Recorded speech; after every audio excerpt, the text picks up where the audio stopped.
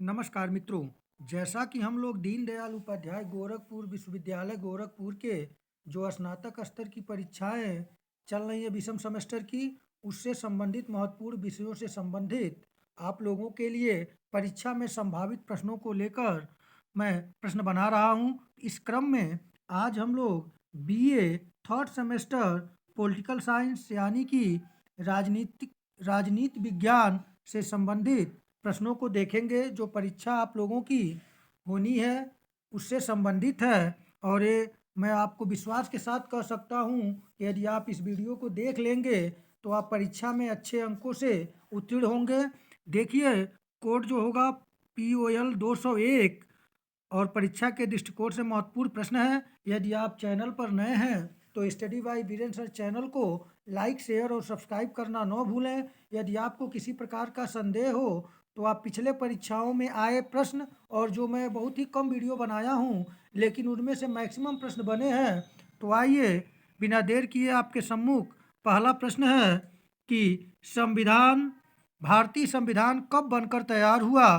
तो आप सभी जानते हैं कि भारतीय संविधान 26 नवंबर 1949 को बनकर तैयार हुआ। और 26 नवंबर 1949 को बन के तैयार हुआ। अब भारत का संविधान लागू कब हुआ, तो 26 नवंबर 1949 को तो संविधान सभा द्वारा अपनाया गया और इसे लागू किया गया 26 जनवरी 1950 ईस्वी को। तो इसे आप देख लेंगे, यहाँ से दो प्रश्न बनने ही बनने हैं कि भारतीय संविधान को बनने में कितना समय लगा। तो इसमें लगने में 2 वर्ष 11 माह 18 दिन लगा था और संविधान सभा द्वारा अपनाया गया था 26 नवंबर 1949 को और लागू किया गया था 26 जनवरी 1950 ईस्वी को। तो यहाँ से आप देख लेंगे। और भारतीय संविधान किस योजना के तहत बना था, तो कैबिनेट मिशन योजना 1946 के अंतर्गत। आइए अगले प्रश्न को देखें। दूसरा प्रश्न मैं रखा हूँ, भारत में कितने केंद्र शासित प्रदेश हैं। तो वर्तमान में भारत में 8 केंद्र शासित प्रदेश और 28 राज्य हैं। अगले प्रश्न को देखें। प्रश्न संख्या मैं 3 रखा हूँ आप लोगों के लिए, दल प्रणाली आवश्यक है। तो दल प्रणाली जो आवश्यक है लोकतंत्र के लिए। चौथा प्रश्न मैं रखा हूँ, भारत में कैसी दलीय व्यवस्था है। तो भारत में बहुदलीय शासन व्यवस्था है, यहाँ पे अधिक दल होते हैं तो बहुदलीय व्यवस्था है। अगले प्रश्न को देखें। पांचवा प्रश्न मैं रखा हूँ, दबाव समूह का क्या कार्य है। तो दबाव समूह का जो कार्य है, दबाव समूह का कार्य है सरकार पर दबाव डालकर सार्वजनिक नीतियों में बदलाव लाना होता है। पिछले साल परीक्षा में पूछा गया था कि दबाव समूह का क्या कार्य नहीं है, तो चुनाव लड़ना। ये दबाव समूह चुनाव नहीं लड़ते हैं बल्कि सरकार पर दबाव डालकर अपने हितों की पूर्ति में लगे रहते हैं। अगले प्रश्न को देखें। 6 नंबर प्रश्न में रखा हूँ, भारत में त्रिस्तरीय व्यवस्था का सुझाव किस समिति ने दी थी। तो बलवंत राय मेहता ने भारत में पंचायती राज व्यवस्था में त्रिस्तरीय व्यवस्था की बात कही थी, ग्राम पंचायत, क्षेत्र पंचायत और जिला पंचायत। तो यहाँ से बार बार प्रश्न पूछा जाता है। अगले प्रश्न को देखें। यदि सन पूछे तो 1957 में। अगले प्रश्न को देखें। प्रश्न संख्या 7 में रखा हूँ कि पंचायती राज व्यवस्था में महिलाओं को आरक्षण दिया गया है, तो 33%। अगले प्रश्न को मैं रखा हूँ 8वां नंबर प्रश्न है कि 73वां संविधान संशोधन का संबंध किससे है। तो यहाँ पे 73वां संविधान संशोधन का संबंध है तो ग्राम पंचायत से। अगर यही पूछे 74वां संविधान संशोधन का संबंध किससे है, तो नगर पालिका से। और 73वां संविधान संशोधन कब लाया गया, तो 1992 में। और इसे कब लागू किया गया, तो 24 अप्रैल 1993 को लागू कर दिया गया था। तो यहाँ से प्रश्न बनना ही बनना है, आप लोग देख लेंगे। अगले प्रश्न को देखें। प्रश्न संख्या 9 है, भारतीय संविधान के किस अनुच्छेद में वयस्क मताधिकार का प्रावधान है। ये भी प्रश्न 2 बार परीक्षाओं में आपसे पूछा गया है, दोनों सेमेस्टर आपके थर्ड सेमेस्टर में। अनुच्छेद 326 के अंतर्गत वयस्क मताधिकार का प्रावधान है।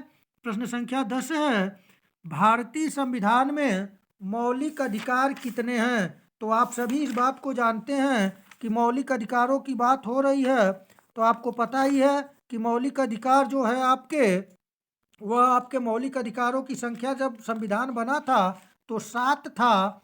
लेकिन उसे बाद में क्या कर दिया गया, 44वें संविधान संशोधन के अंतर्गत संपत्ति के अधिकार को हटा दिया गया था, उसे अब विधिक अधिकार बना दिया गया है। तो आप लोग इसे देख लेंगे, यहाँ पे 6 जो अधिकार हैं, समानता का अधिकार, स्वतंत्रता का अधिकार, शोषण के विरुद्ध अधिकार, धार्मिक स्वतंत्रता का अधिकार, शिक्षा और संस्कृति का अधिकार और संवैधानिक उपचारों का अधिकार। तो आप लोग ये जो संविधान है 12 से 35 के अंतर्गत अनुच्छेद में, इसे आप अच्छे तरीके से तैयार कर लेंगे, देख लेंगे। तो आप लोग यहाँ पे जरूर इसे देख लीजिएगा, मौलिक अधिकार से प्रश्न हर बार परीक्षा में पूछा जाता है, तो आप लोग इसे अच्छे तरीके से देख लेंगे। अगले प्रश्न को देखें, प्रश्न संख्या 11 है, संविधान सभा के प्रारूप समिति के अध्यक्ष कौन थे? तो आप इसे देख लें, प्रारूप समिति के अध्यक्ष जो थे वह थे आपके, आप सभी जानते हैं, डॉक्टर भीमराव अंबेडकर प्रारूप समिति के सदस्य अध्यक्ष थे। और यहीं से जो समितियां हैं, संविधान निर्मात्री समितियां और उनके अध्यक्ष, तो प्रारूप समिति के भीमराव अंबेडकर थे। संविधान सभा के अस्थायी अध्यक्ष कौन थे? तो सच्चिदानंद सिन्हा जी थे, सबसे वयोवृद्ध व्यक्ति थे। और उसके बाद अगर संविधान सभा के अस्थायी अध्यक्ष की बात होगी तो जवाहरलाल अस्थायी अध्यक्ष की बात होगी तो डॉक्टर राजेंद्र प्रसाद थे। और संघ संविधान समिति की बात होगी तो पंडित जवाहरलाल नेहरू अध्यक्ष थे। और यदि झंडा समिति की बात हो, झंडा समिति के अध्यक्ष कौन थे? तो जेबी कृपलानी थे। और अस्थायी कौन झंडा समिति के अध्यक्ष थे? डॉक्टर राजेंद्र प्रसाद। अल्पसंख्यक परामर्श समिति के अध्यक्ष कौन थे? तो वहाँ पे थे सरदार वल्लभ भाई पटेल। और मूल अधिकार समिति के अध्यक्ष सरदार वल्लभ भाई पटेल थे। तो आप लोग इसे देख लेंगे, संचालन समिति के अध्यक्ष डॉक्टर राजेंद्र प्रसाद थे। तो आप संविधान सभा के जो निर्मात्री समितियां और उसके अध्यक्ष से प्रश्न बनना ही बनना है, आप लोग देख लेंगे। अगले प्रश्न को देखें, प्रश्न संख्या 12 आप लोगों से है कि डॉक्टर भीमराव अंबेडकर ने किस मौलिक अधिकार को संविधान की आत्मा कहा? तो आप देखें, डॉक्टर भीमराव अंबेडकर ने संवैधानिक उपचारों के अधिकार अनुच्छेद 32 को भारतीय संविधान की आत्मा और हृदय कहा था। तो आप लोग इसे देख लेंगे। और संविधान का आत्मा किसे कहा जाता है? तो वह संविधान का आत्मा उद्देशिका उद्देश्य प्रस्ताव को कहा जाता है। आइए अगले प्रश्न को देखें। यहाँ पे 12 से संख्या चेंज हो गया है, थोड़ा यहाँ टाइप करने में कुछ त्रुटियां हो गई हैं। 10 11 नंबर प्रश्न 12 नंबर प्रश्न हो गया, 13 नंबर प्रश्न, इसको क्रम को बदलते रहिएगा, आप लोग देख लेंगे। यह 13 नंबर प्रश्न है आपका कि संविधान सभा में उद्देश्य प्रस्ताव किसने प्रस्तुत किया था? तो आप सभी जानते हैं, पंडित जवाहरलाल नेहरू। और एक बात आपको बता दें कि परीक्षा में जो कॉमन सेंस के प्रश्न बनेंगे कि राज्य के आवश्यक तत्व हैं, नहीं है, लोकप्रिय संप्रभुता के सिद्धांत क्या है, लोकप्रिय सरकार कैसे काम करती है, ये सब प्रश्न जो आएंगे ऑप्शन बेस्ट प्रश्न होंगे। उन्हें आप अपने विवेक के आधार पर उसे थारोली अध्ययन किए होंगे, उसके आधार पे ही करने का होगा। और समय कम है, आप लोगों का पेपर जल्द ही है, इसलिए मैं जहाँ तक संभव हो सका है आप लोगों के लिए प्रश्न बनाया हूँ कि परीक्षा में मिल जाए। अब प्रश्न संख्या 13 हो गया था, यहाँ पे 14 होगा। प्रश्न संख्या 14 ये है कि भारतीय संविधान की 8वीं अनुसूची संबंधित है। तो आप सभी जानते हैं कि भारतीय संविधान की 8वीं अनुसूची जो है आधिकारिक भारतीय भाषाओं से है। और भारतीय संविधान की 8वीं अनुसूची में वर्तमान में कितने भाषा हैं? तो 22 भाषा हैं। आप लोग इसे तैयार कर लें। प्रश्न संख्या, अब यहाँ पे हम लोग देखें 10 के बाद सीक्वेंस गड़बड़ हुआ है तो कोई बात नहीं है, संख्या इधर उधर होने से मतलब नहीं है। आप लोगों का पेपर अच्छा हो, आप इन क्वेश्चनों को तैयार कर लें। अगला प्रश्न जो है, संविधान की 10वीं सूची क्या है? तो दल बदल के आधार पर अयोग्यता के संबंध में प्रावधान किया गया है।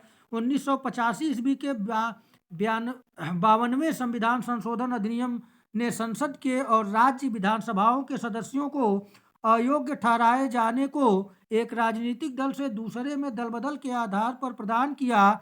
यानी कि 10वीं अनुसूची 52वें संविधान अधिनियम के तहत जोड़ी गई है, जिसमें दल बदल के आधार पर अयोग्यता के संबंध में प्रावधान किया गया है। कब किया गया?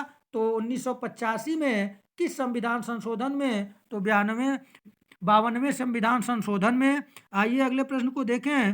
प्रश्न संख्या अगला है, भारत का मूल संविधान द्वारा हस्तलिखित किया गया। तो आप जानते ही हैं कि भारत का मूल संविधान जो हस्तलिखित किया गया वह प्रेम बिहारी नारायण रायजादा के द्वारा हस्तलिखित किया गया था। अगले प्रश्न को देखें, निम्नलिखित में से किस देश से भारत की संघीय प्रणाली संबंधित है? तो निम्नलिखित में से किस देश से भारत की संघीय प्रणाली संबंधित है? तो यानी कि किस देश से संघीय प्रणाली अपनाई गई है? तो कनाडा से। आप लोग इसे तैयार कर लेंगे, जो जो चीज़ें कहाँ कहाँ से ली गई है। जैसे कनाडा से आपका संघात्मक सरकार है, सशक्त केंद्र है, अवशिष्ट शक्तियों का सिद्धांत है। आयरलैंड से नीति निर्देशक तत्व है, राष्ट्रपति के निर्वाचन मंडल की व्यवस्था है, राज्यसभा में मनोवन और आपातकाल है। ऑस्ट्रेलिया के संविधान से समवर्ती सूची है। जर्मनी के संविधान के दौरान आपातकाल के दौरान राष्ट्रपति की शक्तियां जो हैं, आपातकाल के दौरान राष्ट्रपति की शक्तियां जो हैं वो जर्मनी से ली गई है। और आपातकाल की बात खाली करें तो आयरलैंड से, और समवर्ती सूची आप जानते ही हैं ऑस्ट्रेलिया से। और दक्षिण अफ्रीका से संविधान संशोधन की प्रक्रिया ली गई है। और मौलिक कर्तव्य कहाँ से लिया गया है? तो मौलिक कर्तव्य आपका रूस से लिया गया है। जापान से विधि द्वारा स्थापित लिया गया है। और फ्रांस से गणतंत्र, स्वतंत्रता, समानता और बंधुत्व का सिद्धांत लिया गया है। तो आप इसे देख लेंगे, तैयार कर लेंगे। इन प्रश्नों के व्याख्या के आधार पे हम लोग प्रश्नों की संख्या मेंटेन कर लिए हैं। अगले प्रश्न को देखें कि संविधान सभा का गठन किस योजना के अंतर्गत किया गया? तो आप सभी जानते हैं कि संविधान सभा का गठन जो हुआ था वह कैबिनेट मिशन योजना के तहत किया गया था। प्रश्न संख्या 21 है, संविधान सभा की पहली बैठक कब हुई? तो संविधान सभा की पहली बैठक 9 दिसंबर 1946 ईस्वी में हुई थी। और भारतीय संविधान सभा की पहली बैठक जो नई दिल्ली में संविधान हाल में हुई थी, इसकी अध्यक्षता डॉक्टर सच्चिदानंद सिन्हा ने की थी। अगले प्रश्न को देखें। अगला प्रश्न है, गरीबी हटाओ का नारा किस पंचवर्षीय योजना में दिया गया? तो गरीबी हटाओ का नारा चौथी पंचवर्षीय योजना में किया गया था। इस योजना में निर्धनता उन्मूलन को प्रमुख उद्देश्य माना गया था। अगले प्रश्न को देखें। प्रश्न संख्या आप लोगों का यहाँ पे 23 है, योजना आयोग का नया नाम क्या है? तो आप सभी जानते हैं कि 1 जनवरी 2015 को योजना आयोग को समाप्त कर दिया गया और इसके जगह पे नीति आयोग का गठन किया गया। तो प्रश्न दो बनते हैं यहाँ पे, योजना आयोग को कब समाप्त किया गया? तो 1 जनवरी 1915 को। और योजना आयोग के जगह पे किस आयोग का गठन किया गया? तो नीति आयोग का कब किया गया? 1 जनवरी 2015 को। अगले प्रश्न को देखें, 24 नंबर प्रश्न है, पंचशील सिद्धांत का संबंध है। तो पंचशील सिद्धांत का संबंध विदेश नीति से है। पंचशील सिद्धांत में पंडित जवाहरलाल नेहरू का विशेष योगदान था। और गुट निरपेक्षता का सिद्धांत का संबंध किससे है? तो वो भी विदेश नीति से था। तो इसे आप देख लेंगे, तैयार कर लेंगे। प्रश्न संख्या 25 में रखा हूं कि भारत में नागरिकता का प्रावधान किस अनुच्छेद में है? तो आप सभी जानते हैं भारत में नागरिकता का प्रावधान अनुच्छेद 5 से 11 में दिए गए हैं। और भारत में कैसी नागरिकता है? तो भारत में एकल नागरिकता है।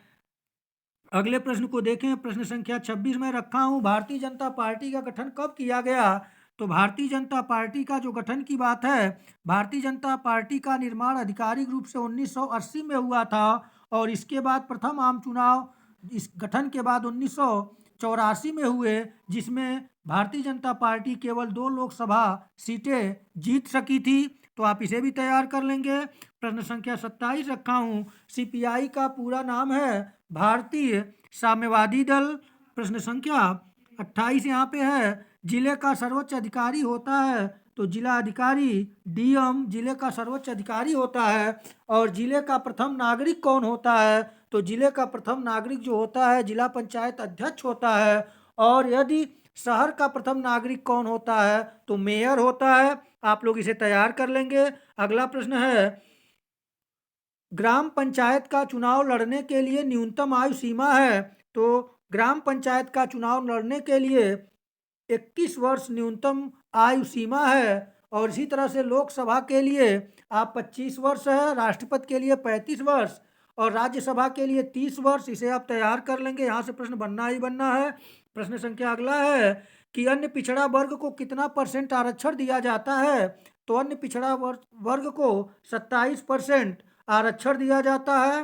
प्रश्न संख्या 31 में रखा हूं आप लोगों के लिए कि 31 नंबर प्रश्न है, 42वें संविधान संशोधन द्वारा प्रस्तावना में कौन से शब्द जोड़े गए थे? तो 42वें संविधान संशोधन कब हुआ अगर प्रश्न बने तो 1976 में। इसे मिनी संविधान संशोधन भी कहते हैं। और प्रस्तावना में 3 शब्द जोड़े गए, समाजवादी, धर्मनिरपेक्ष और अखंडता। तो ये 42वें संविधान संशोधन 1976 में 3 शब्द समाजवादी, धर्मनिरपेक्ष और अखंडता जोड़े गए। तो आप लोग इसे देख लेंगे, तैयार कर लेंगे, यहाँ से भी प्रश्न बनता है। प्रश्न संख्या 32 रखा हूँ, भारतीय संविधान के किस अनुच्छेद में चुनाव संबंधित है? तो भारतीय संविधान के अनुच्छेद 324 से 329 के मध्य चुनाव संबंधित प्रक्रिया का उल्लेख है। अगले प्रश्न को देखें। अगला प्रश्न आप लोगों के लिए है कि भारत के संविधान के किस भाग व किस अनुच्छेद में नीति निर्देशक तत्वों का उल्लेख है? तो भारतीय संविधान के भाग 4 में अनुच्छेद 36 से 51 के बीच राज्य के नीति निर्देशक तत्व डीपीएसपी का उल्लेख है। और प्रश्न यही बने कि मौलिक कर्तव्य कहाँ पर है? तो वह है आपका भाग 4 के 4 क के अंतर्गत रखा गया है। तो उसे आप देख लेंगे। अगले प्रश्न को देखें। प्रश्न संख्या 34 में रखा हूँ, केंद्रीय समाज हितकारी बोर्ड का गठन कब किया गया? तो केंद्रीय समाज कल्याण बोर्ड CSWB की स्थापना साल 1953 में हुई थी। भारत के पहले प्रधानमंत्री पंडित जवाहरलाल नेहरू ने समुदाय के सभी वर्गों के विकास के लिए इसका गठन किया था। तो यहाँ से प्रश्न बनेगा, कभी कभी CSWB का फुल फॉर्म पूछ देगा, तो केंद्रीय समाज हितकारी बोर्ड। तो आप इसे तैयार कर लेंगे। अगले प्रश्न को देखें। प्रश्न संख्या 35 में रखा हूँ, राजनीतिक व्यवस्था क्या है? तो राजनीतिक व्यवस्था जो है वह व्यापक और संक्षिप्त दोनों है। पिछले साल इस तरह के प्रश्न पूछे थे। ये सब प्रश्न जो पूछे जाते हैं वह ऑप्शन बेस्ड होते हैं। तो आप लोग उसे बहुत सावधानी पूर्वक उन प्रश्नों को पढ़ के आंसर दीजिएगा। अगले प्रश्न को देखें। 36 नंबर प्रश्न रखा हूँ, अर्धसंघवाद व्यवस्था का लाभ है। ये भी प्रश्न पिछले साल परीक्षा में पूछा हुआ था। राष्ट्रीय एकीकरण, राष्ट्रीय एकता और समन्वय एवं सहयोग, ये अर्धसंघवाद का प्रमुख लाभ है। अगले प्रश्न को देखें। 37 नंबर प्रश्न है, प्रथम भारतीय महिला संघ का गठन कहाँ किया गया था? तो प्रथम भारतीय महिला संघ का गठन जो किया गया था मद्रास के अडयार में किया गया था। कब किया गया था? 8 मई 1917 में। इसकी अध्यक्ष कौन थी? तो इसकी अध्यक्ष जो थी एनी बेसेंट थी। तो यहाँ से प्रश्न बनता है, पिछले साल यही पूछा है कि गठन कहाँ किया गया था, तो मद्रास में। तो यहाँ से हो सकता है कि डेट पूछ ले या अध्यक्ष पूछ ले, आप लोग इसे तैयार कर लेंगे। प्रश्न संख्या 38 पूछा गया। 38 नंबर प्रश्न रखा हूँ, भारत का मतदान का अधिकार कैसा अधिकार है? तो मतदान का जो अधिकार है वो संवैधानिक अधिकार है। अगले प्रश्न को देखें। 39 नंबर प्रश्न है, चुनाव की प्रक्रिया का अध्ययन किया जाता है। तो चुनाव की प्रक्रिया का जो सांख्यिकी अध्ययन किया जाता है उसे सेफोलॉजी के नाम से पूछा जाता है। और पिछली बार भी ये परीक्षा में पूछा गया था कि सेफोलॉजी, चुनाव की प्रक्रिया का अध्ययन किया जाता है। तो सेफोलॉजी के अंतर्गत सेफोलॉजी किस भाषा के शब्द से बना है? तो यह ग्रीक या यूनानी भाषा के सेफोस से आया है। और यदि प्रश्न यह बने सेफोस का क्या अर्थ होता है? तो कंकड़। तो आप लोग इसे तैयार कर लेंगे। प्रश्न संख्या 40 में रखा हूँ आप लोगों के लिए कि मतदान व्यवहार के निर्धारक तत्व हैं, यानी मतदान व्यवहार के को कौन कौन चीज़ प्रभावित करती है? तो यहाँ पे वर्ग, धर्म और जाति, ये सब मतदान व्यवहार के निर्धारक तत्व हैं। अगले प्रश्न को देखें। प्रश्न संख्या 41 में रखा हूँ आप लोगों के लिए कि किस प्रकार के संगठन को सामान्यतः नागरिक समाज का हिस्सा माना जाता है? तो यहाँ पे अगर देखें तो दान कार्य और जमीनी स्तर के आंदोलन को नागरिक समाज का हिस्सा माना जाता है। अगले प्रश्न को देखें। प्रश्न संख्या 42 में रखा हूँ, वर्तमान नागरिक समाज संगठनों में के सामने संभावित चुनौती हैं। तो वह चुनौतियां जो हैं, सत्ताधारी सरकारों से प्रतिबंध, निगरानी या उत्पीड़न का सामना करना। यानी कि वर्तमान नागरिक समाज संगठनों के सामने सबसे बड़ी समस्या जो सत्ता पक्ष है वह कहीं ना कहीं अपनी दमनकारी और उत्पीड़न की नीतियों के कारण जो सामाजिक नागरिक संगठन हैं उनके ऊपर उनके दबाव को कम करने के लिए, उनका उत्पीड़न और उस पे प्रतिबंध लगाने का काम कर रही हैं, जो कि लोकतंत्र के लिए अच्छी खबर नहीं है। अगले प्रश्न को देखें। 43 नंबर प्रश्न मैं रखा हूँ आप लोगों के लिए।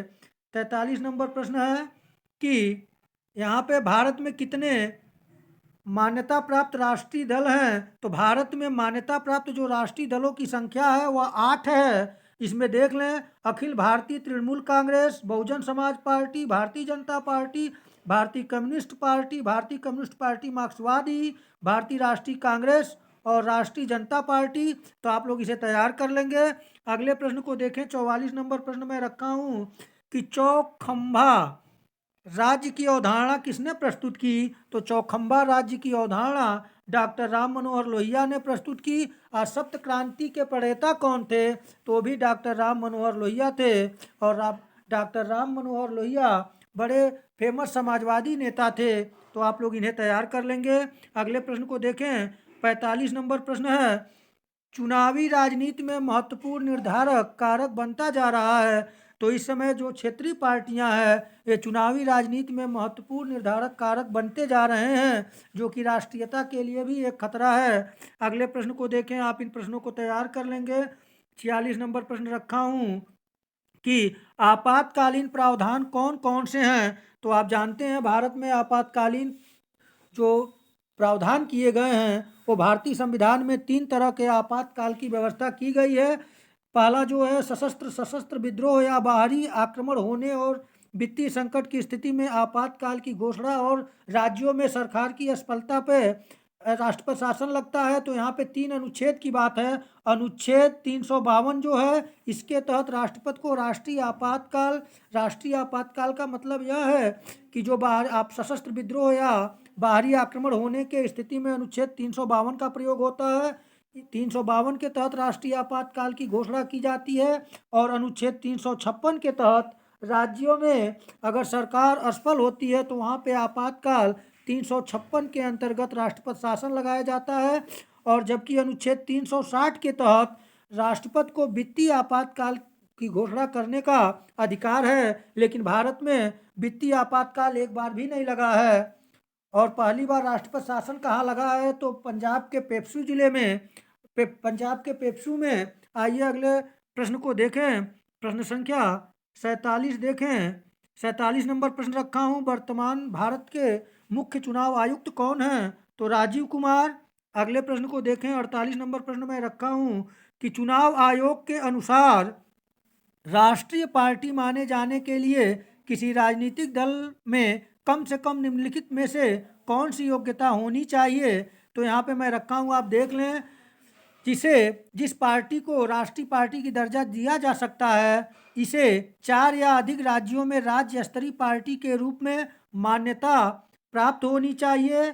आम चुनावों में पार्टी को 6% वोट और कम से कम 4 लोकसभा सीटें जीतनी होगी और उसे कम से कम 3 अलग अलग राज्यों से लोकसभा की न्यूनतम 2% सीटें जीतनी होंगी, तभी जाकर राष्ट्रीय पार्टी का उन्हें तगमा दिया जाएगा चुनाव आयोग के अनुसार। तो आप लोग इसे देख लें, यहाँ से भी प्रश्न बनेंगे। 49 नंबर प्रश्न में रखा हूँ कि भारत में क्षेत्रवाद अक्सर किसके विरोधाभास होगा या मास हो गया, विरोधाभास हो जाएगा, विरोधाभास के रूप में विद्यमान है। भारत में क्षेत्रवाद अक्सर किसके विरोधाभास के रूप में विद्यमान है? तो राष्ट्रवाद के विकास में क्षेत्रवाद कहीं न कहीं अड़चन पैदा करता है। प्रश्न संख्या 50 में रखा हूँ कि पंचायती राज लागू करने वाला पहला राज्य कौन सा है? तो पंचायती राज व्यवस्था जो लागू किया गया था वह राजस्थान में लागू किया गया था। कब किया गया था? 2 अक्टूबर 1959 ईस्वी को। किस गांव में? तो राजस्थान के नागौर गांव में। तो यहाँ से प्रश्न बनेगा, आप लोग तैयार कर लेंगे। अंतिम प्रश्न में रखा हूँ आप लोगों के पंचायत से संबंधित ही है। अशोक मेहता समिति ने अपनी रिपोर्ट कब प्रस्तुत की? तो यहाँ से 2 प्रश्न बनता है। अशोक मेहता समिति का संबंध किस व्यवस्था से था? तो पंचायती राज व्यवस्था से। और अशोक मेहता की समिति का गठन कब किया गया? तो 1977 में किया गया था जनता सरकार द्वारा। और कब रिपोर्ट प्रस्तुत किया? तो 1978 में। तो आप लोग इसे देख लेंगे। इन प्रश्नों को, इन टॉपिकों को जहाँ जहाँ से मैं प्रश्न बनाया हूँ निश्चित तौर पे यहाँ से प्रश्न आपको मिलेंगे। और जो ऑप्शन बेस्ड प्रश्न होंगे, उन्हें आप अच्छे तरीके से परीक्षा हाल में सोच समझकर प्रश्नों के ऑप्शन को देखकर अपना आंसर ट्रिक और काला करिएगा। मित्रों, आप लोगों का पेपर अच्छा हो, आप अच्छे अंकों से उत्तीर्ण हो, इसी शुभकामनाओं के साथ नमस्कार।